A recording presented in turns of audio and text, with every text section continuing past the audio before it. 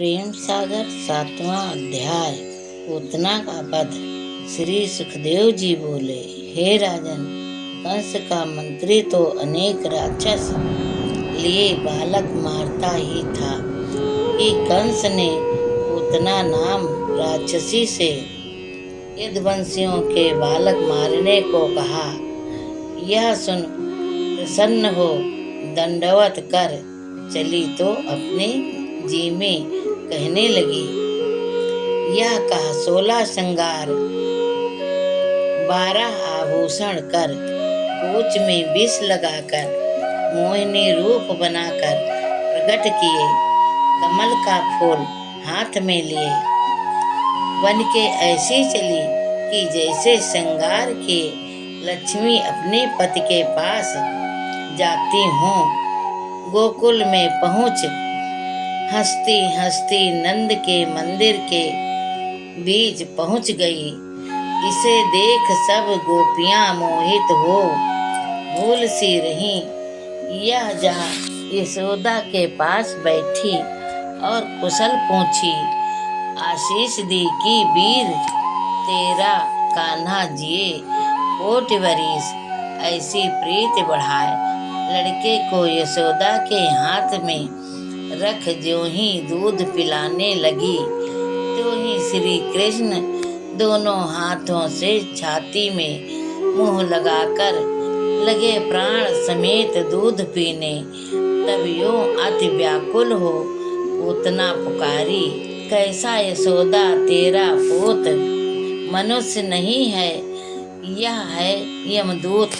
जेवरी जान मैंने सांप पकड़ा, जो इसके हाथ बचकर जीती जाऊंगी तो फिर गोकुल में कभी न आऊंगी।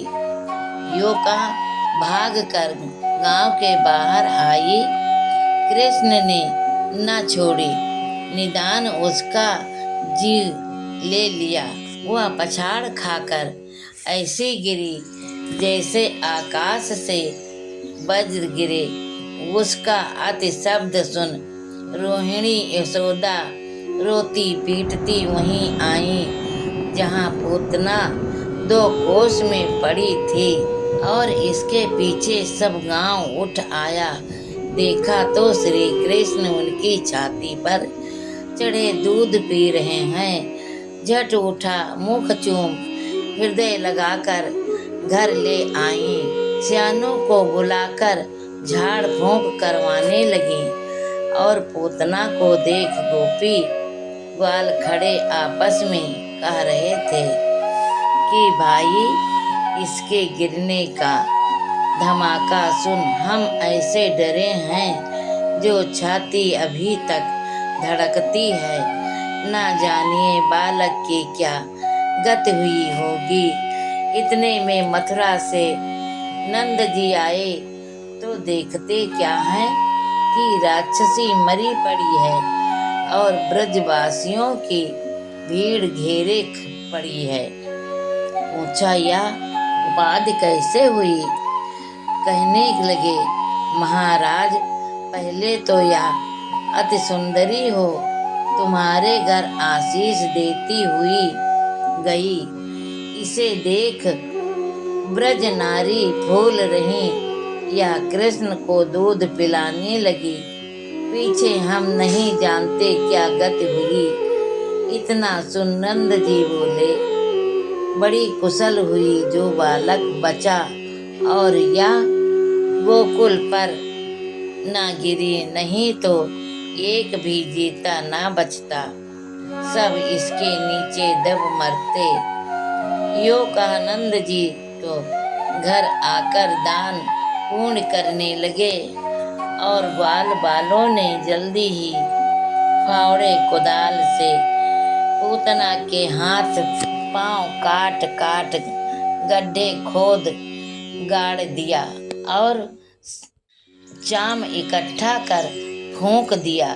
उसके जले से ऐसी सुगंध फैली जिसने संसार को सुगंध से भर दिया।